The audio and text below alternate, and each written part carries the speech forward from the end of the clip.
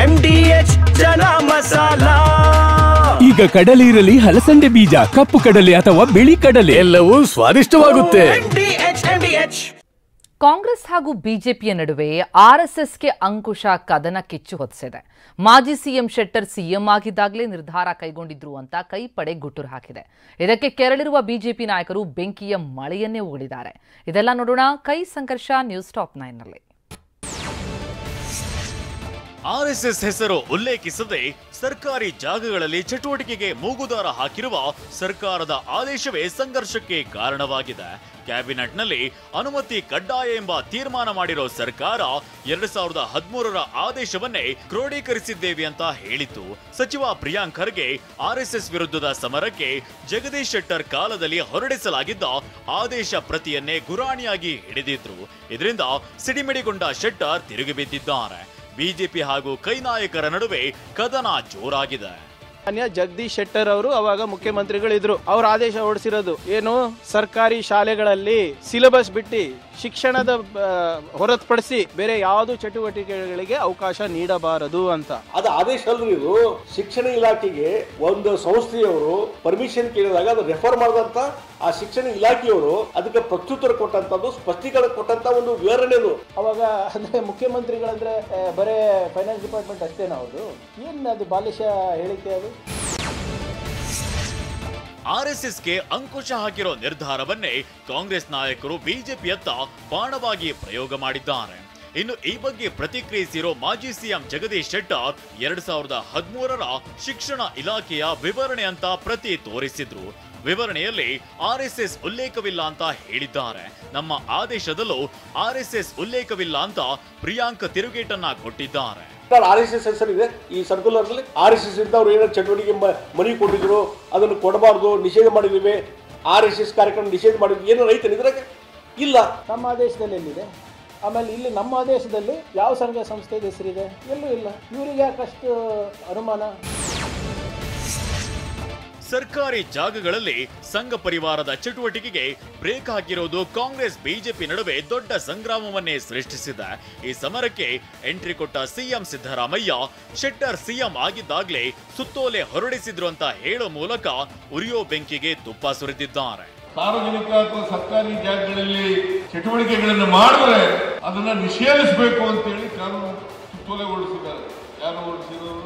Mister Jagadish Shettar. ಯಾವುದೇ organisation, any organisation ಸಾರ್ವಜನಿಕ ಜಾಗಗಳಲ್ಲಿ ಮಾಡಬಾರ್ದು. ನಾವು ಮಾಡಿದ್ರೆ ಮಾಡಬಹುದು, ನಾವು ಮಾಡಿದ್ರೆ ಅದಕ್ಕೆ ಬಣ್ಣ ಕಟ್ಟೋದು, ಜಾತಿ ಬಣ್ಣ ಕಟ್ಟೋದು. ಆರ್ಎಸ್ಎಸ್ ಚಟುವಟಿಕೆಗಳಲ್ಲಿ ಸರ್ಕಾರಿ ನೌಕರರು ಪಾಲ್ಗೊಳ್ಳಬಹುದು ಅಂತ ಕೇಂದ್ರದ ನಿಯಮವಿದೆ. ಈ ಆದೇಶವನ್ನ ಜಗದೀಶ್ ಶೆಟ್ಟರ್ ಪ್ರಸ್ತಾಪ ಮಾಡಿದ್ರು. ಆರ್ಎಸ್ಎಸ್ ಕಾರ್ಯಕ್ರಮದಲ್ಲಿ ಭಾಗಿಯಾಗಿದ್ದ ಪಿಡಿಒ ಅಮಾನತನ್ನ ಖಂಡಿಸಿದ್ದಾರೆ. ಆದ್ರೆ ಸಸ್ಪೆಂಡ್ ಬೆಳವಣಿಗೆ ಸಮರ್ಥಿಸಿಕೊಂಡ ಪ್ರಿಯಾಂಕ್ ಖರ್ಗೆ ಒಕ್ಕೂಟ ವ್ಯವಸ್ಥೆಯ ವಿಚಾರ ಮುಂದಿಟ್ಟಿದ್ದಾರೆ. ಹೀಗಾಗಿ RSS ಚಟುವಟಿಕೆಗಳಲ್ಲಿ ಸರ್ಕಾರಿ ನೌಕರರು ಎಲ್ಲಾ ಆಕ್ಟಿವಿಟಿಯಲ್ಲಿ ಭಾಗವಹಿಸಬಹುದು ಅಂತ ಹೇಳಿ ಕೇಂದ್ರ ಸರ್ಕಾರ ರೂಲ್ಸ್ ಇದ್ದಾಗ ಸ್ಟೇಟ್ ಗೌರ್ಮೆಂಟ್ ಅಲ್ಲಿ ಅಂತದ್ದು ಯಾವುದು ಇಲ್ಲ. ಆಮೇಲೆ ಕೇಂದ್ರ ಸರ್ಕಾರದ ಸರ್ವಿಸ್ ರೂಲ್ಸೇ ಬೇರೆ, ನಮ್ಮ ಸರ್ವಿಸ್ ರೂಲ್ಸೇ ಬೇರೆ. ಪ್ರತಿಯೊಂದು ಸ್ಟೇಟ್ಗೆ ಬೇರೆ ಇರುತ್ತೆ. ನಮ್ಮದ್ರಲ್ಲಿ ಯಾವುದೇ ಒಂದು ಆರ್ಎಸ್ಎಸ್ ಕುರಿತ ಬೆಳವಣಿಗೆ ಅಪ್ರಸ್ತುತ ಅಂತ ಕೇಂದ್ರ ಸಚಿವ ಕುಮಾರಸ್ವಾಮಿ ಹೇಳಿದ್ದಾರೆ. ಈ ಮಾತಿಗೆ ತಿರುಗೇಟು ಕೊಟ್ಟ ಪ್ರಿಯಾಂಕ್ ಖರ್ಗೆ HDK ಅವರ ಹಳೆ ಹೇಳಿಕೆಗಳನ್ನ ಪ್ರಸ್ತಾಪಿಸಿದ್ದಾರೆ. ಸಂಘಟನೆ ಬಗ್ಗೆ ನೀವು ಚರ್ಚೆ ಮಾಡೋದ್ರಿಂದ ಜನತೆಗೆ ಏನ್ ಸಿಗುತ್ತೆ? ಓನ್ಲಿ ಒಂದ್ ರೀತಿ ಪರಸ್ಪರ ವಿಶ್ವಾಸದ ಕೊರತೆ ಮೂಡ್ತದೆ. RSS ತರ ಸವಾಸ ಬಿಡಪ್ಪ, ಅಲ್ಲಿ ಅದ್ರ ಆ ತತ್ವ ನಮ್ಗೆ ಆಗ್ಬೇಕು, ಬ್ಲೂ ಫಿಲ್ಮ್ ನೋಡಕ್ಕ ಅಂತ ಹೇಳಿದ್ ನಾನು. ಅವ್ರ ಸರ್ಕಾರಿ ಜಾಗಗಳಲ್ಲಿ ಆರ್ಎಸ್ಎಸ್ ಚಟುವಟಿಕೆಗೆ ಅಂಕುಶ ಹಾಕಿರೋ ಸರ್ಕಾರ ಸಮರ್ಥನೆಗೆ ಇಳಿದಿದೆ.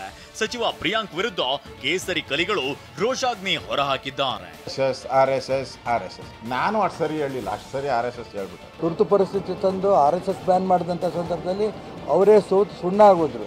ಈ ಪ್ರಿಯಾಂಕಾ ಖರ್ಗೆ ಕುಂಡಿ ಇವ್ರು ಯಾವ ಲೆಕ್ಕ? ಇದು ಫ್ರೀಡಮ್ ಫೈಟರ್ಸ್, ಇವ್ರು ಫ್ರೀಡಮ್ ಫೈಟರ್ಸ್. ನಿಮ್ಮ ದೇಶದ ಜನಗಣಮನ ಹೇಳಲ್ಲ ಇವರು. ನಮ್ಮ ದೇಶದ ಪವಿತ್ರವಾಗಿರ್ತಕ್ಕಂಥ ದೇಶ ಫ್ಲಾಗಿಗೆ ರೆಸ್ಪೆಕ್ಟ್ ಕೊಡಲ್ಲ ಇವರು. ನವೆಂಬರ್ 2ರಂದು ಕಲಬುರಗಿ ಜಿಲ್ಲೆ ಚಿತ್ತಾಪುರದಲ್ಲಿ ಆರ್ಎಸ್ಎಸ್ ಪಥ ಸಂಚಲನಕ್ಕೆ ಪ್ಲಾನ್ ಮಾಡಿಕೊಳ್ತಿದೆ. ಕಲಬುರಗಿ ಹೈಕೋರ್ಟ್ ಪೀಠದ ಸೂಚನೆಯಂತೆ ಹೊಸ ಅರ್ಜಿಯನ್ನ ಸಲ್ಲಿಸಲಾಗಿದೆ. ಮೊನ್ನೆ ಹೊಸ ಅರ್ಜಿ ಸಲ್ಲಿಸಲು ಆರ್ಎಸ್ಎಸ್ನ ನಾಯಕರು ಮುಂದಾಗಿದ್ರು. ಡಿಸಿ ಕಚೇರಿಗೆ ತೆರಳಿ ಮನವಿ ಪತ್ರ ಖುದ್ದಾಗಿ ನೀಡಲು ಆರ್ಎಸ್ಎಸ್ ಮುಖಂಡರು ಹೋಗಿದ್ರು. ಡಿಸಿ ಸಿಗದ ಹಿನ್ನೆಲೆ ಸರ್ಕಾರಿ ನಿವಾಸದ ಸಿಬ್ಬಂದಿಯಿಂದ ಜಿಲ್ಲಾಧಿಕಾರಿ ಆಪ್ತ ಸಹಾಯಕರಿಗೆ ಫೋನ್ ಮಾಡಿಸಿದ್ರು. ಜಿಲ್ಲಾಧಿಕಾರಿಯವರ ಅಧಿಕೃತ 2 ಇಮೇಲ್ಗೆ ಪತ್ರ ರವಾನಿಸಲಾಗಿದೆ.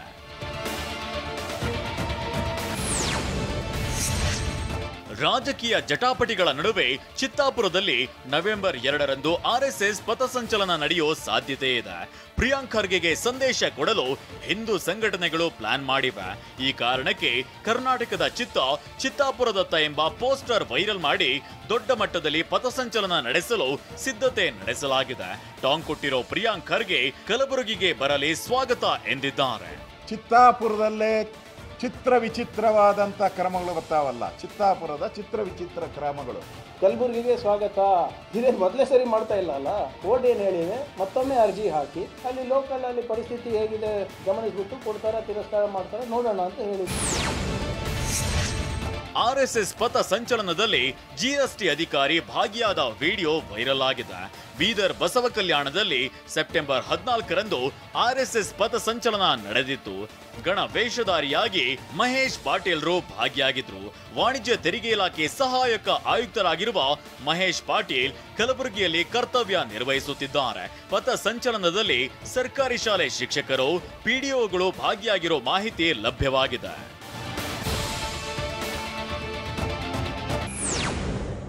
ವಾಹ್, ಯಾಕೆ ಈಗ ಬಂತ ಸ್ವಾದ? ಖಂಡಿತ ಈಗ ಬಂತು ಅಸಲಿ ಸ್ವಾದ. MDH chunky chaat masala life ಅಲ್ಲಿ ಅಸಲಿ ಸ್ವಾದ ತರುತ್ತೆ. ಅಸಲಿ ಮಸಾಲ, ಎಸ್ ಎಸ್ MDH.